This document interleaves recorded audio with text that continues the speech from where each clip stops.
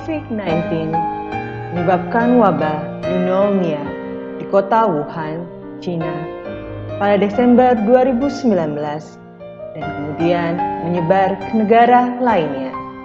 Indonesia sendiri mengumumkan kasus pertama COVID-19 pada Maret 2020. Hal inilah kemudian yang menyebabkan pemerintah membuat kebijakan untuk belajar dari rumah, bekerja dari rumah, dan beribadah di rumah untuk mengurangi penyebaran COVID-19.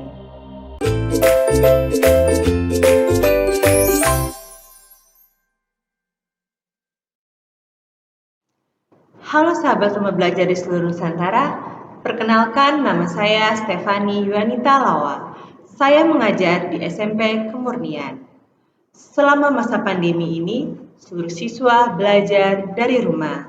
Tentunya, walau belajar dari rumah, kita tetap mengharapkan seluruh siswa belajar dengan maksimal. Salah satu model pembelajaran untuk mendukung proses pembelajaran dari rumah adalah model pembelajaran blended learning. Terdapat 3 model dalam pengembangan pembelajaran blended learning. Pertama, web course, kedua, web-centric course, dan ketiga, web-enhanced course. Nah, karena belajar dari rumah dan seluruh kegiatan pembelajaran sepenuhnya disampaikan melalui internet, maka model yang kita pakai adalah web course. Selanjutnya, langkah-langkah apa yang harus kita lakukan? Pertama, membuat grup belajar. Nah, kita bisa membuat grup belajar di media WhatsApp, Line, Telegram, maupun media lainnya. Di sini saya menggunakan Line. Kedua, mempersiapkan bahan ajar. Kita bisa mempersiapkan bahan ajar kita sendiri dari YouTube maupun mengambil di portal Rumah Belajar, yaitu sumber belajar serta fitur-fitur yang lainnya yang dapat diakses dari laptop maupun dari handphone. Ketiga, proses pembelajaran. Pertama, live event. Pembelajaran langsung atau tatap muka secara sinkronus dalam waktu dan tempat yang sama maupun waktu yang sama tapi tempat berbeda. Kita bisa menggunakan Zoom, Google Meet, Lens Conference, maupun Cisco Webex. Berikutnya, self-paced learning, yaitu mengkombinasikan pembelajaran mandiri yang memungkinkan peserta didik belajar kapan saja, di mana saja secara online sehingga. Ketiga, perform support material. Pastikan bahan pelajaran kita ini dalam bentuk digital ya, sehingga dapat diakses oleh peserta didik baik secara offline maupun online. Keempat, collaboration. Mengkombinasikan kolaborasi, baik kolaborasi pendidik dengan peserta didik maupun kolaborasi antar peserta didik. Nah, kita bisa berdiskusi di grup yang sudah kita buat tadi ya. Dan terakhir, assessment atau penilaian. Nah, peserta didik bisa memberikan penilaian dalam bentuk tes maupun non-tes. Non-tes sendiri bisa berupa gambar, video, presentasi, dan yang lainnya. Sedangkan dalam bentuk tes, ya, kita bisa menggunakan Quizy, Google Form, dan juga lewat portal Rumah Belajar pada bagian bank soal.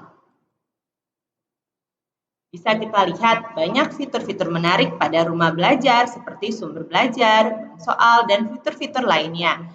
Yuk kita lihat bersama testimoni siswa. Halo teman-teman Rumah Belajar, nama saya Mario Jovanka. Saya bersekolah di SMP Kemurnian 1. Saya sudah kurang lebih 3 bulan melakukan pembelajaran jarak jauh yang diadakan di rumah.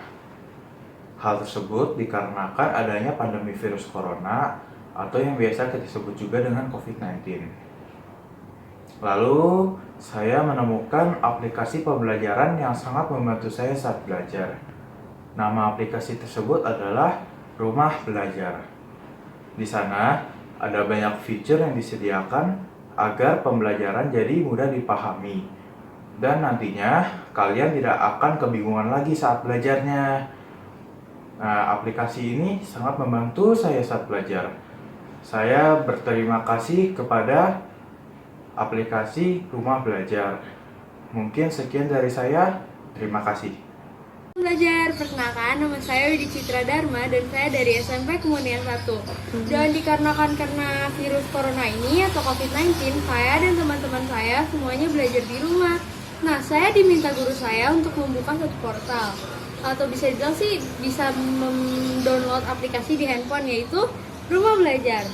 Nah, di Rumah Belajar ini saya bisa belajar banyak banget pelajaran. Yang pertama tuh kita bisa ada sumber belajar.